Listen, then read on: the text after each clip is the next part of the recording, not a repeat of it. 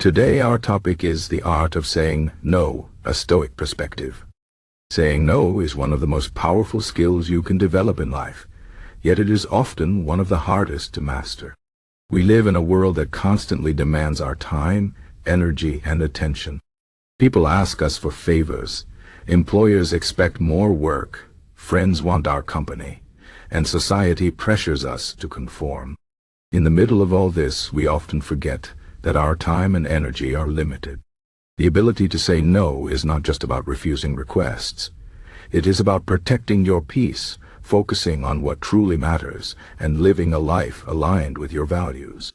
Stoicism, an ancient philosophy, offers timeless wisdom on how to say no with clarity, confidence, and kindness. Let's explore this art through the lens of Stoicism.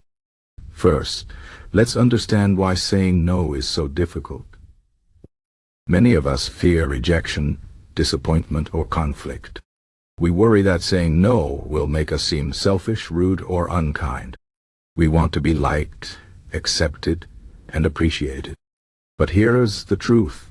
You cannot please everyone, and trying to do so will only drain you. The Stoics believe that the key to a good life lies in focusing on what is within your control and letting go of what is not. When you say yes to everything, you give away your control. You allow others to dictate how you spend your time and energy. But when you say no, you take back that control. You decide what is important to you and what is not. This is not selfish, it is necessary. As the Stoic philosopher Epictetus said, if you want to improve, be content to be thought foolish and stupid. In other words, do not let the fear of judgment stop you from making choices that serve your well-being. So how can you say no in a way that aligns with Stoic principles? The first step is to know your priorities. Stoicism teaches us to live according to virtue, which means acting with wisdom, courage, justice, and self-discipline. To do this, you must first understand what matters most to you. What are your values? What are your goals? What kind of life do you want to live? When you have clarity about these things, saying no becomes easier. You can evaluate each request or opportunity and ask yourself, does this align with my values? Does this help me achieve my goals? If the answer is no, then you have every right to decline. Remember, every time you say yes to something, you are saying no to something else. If you say yes to a task that does not matter, you are saying no to time with your family, your personal growth, or your rest. Choose wisely. The second step is to practice detachment from outcomes. One reason we struggle to say no is that we worry about how others will react. We fear that people will be upset, angry, or disappointed. But the Stoics remind us that we cannot control how others feel or behave. We can only control our own actions and intentions.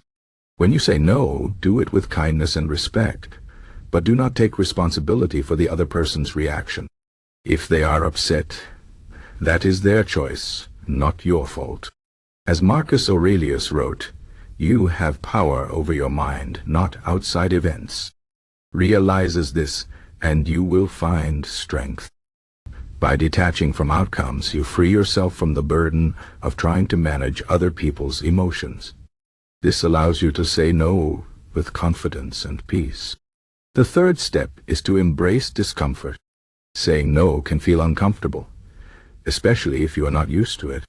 You might feel guilty, anxious, or even selfish. But discomfort is a natural part of growth. The Stoics believe that challenges and difficulties are opportunities to practice virtue. When you say no, you are exercising courage by standing up for yourself, and self-discipline by staying true to your priorities. Over time, the discomfort will lessen, and saying no will become easier. As Seneca said, difficulties strengthen the mind, as labor does the body. So, do not avoid discomfort. Embrace it as a sign that you are growing and becoming stronger. Another important aspect of the art of saying no is setting boundaries. Boundaries are like fences that protect your time, energy, and well-being.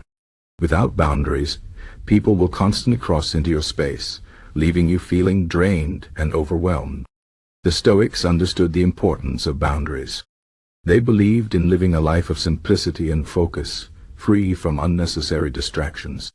To set boundaries, you must first know your limits. How much time and energy can you realistically give to others? What are your non-negotiables?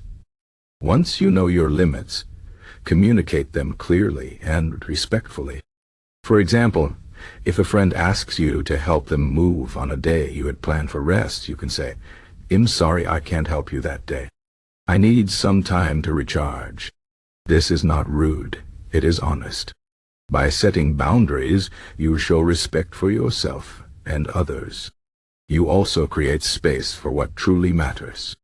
The Stoics also teach us to practice gratitude when saying no. It might seem strange to feel grateful when turning someone down, but gratitude can help shift your perspective. Instead of focusing on what you are missing out on by saying no, focus on what you are gaining. For example, if you decline an invitation to a social event because you need time to rest, be grateful for the opportunity to take care of yourself. If you say no to a demanding project at work, be grateful for the chance to focus on your priorities. Gratitude helps you see saying no not as a loss, but as a choice that benefits your well-being. Finally, remember that saying no is an act of self-respect. The Stoics believed that true happiness comes from living a virtuous life, and virtue begins with self-respect. When you say no to things that do not align with your values or goals, you are honoring yourself. You are saying, "My time and energy are valuable, and I deserve to spend them on what matters most to me." This does not mean you should never help others or be generous. The Stoics valued kindness and community, but they also understood that you cannot pour from an empty cup. To be of service to others, you must first take care of yourself.